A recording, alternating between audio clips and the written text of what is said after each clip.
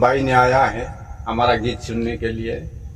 तो हम आप लोग जानते भी है, हम मोहम्मद आबिद साहब का गीत हम गाते हैं, भी पसंद भी करते हैं।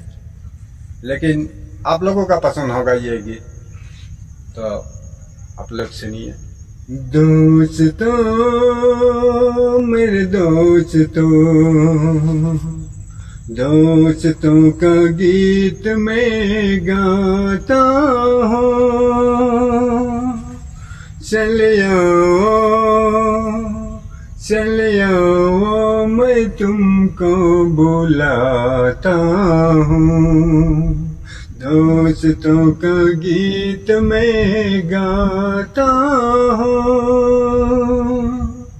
चल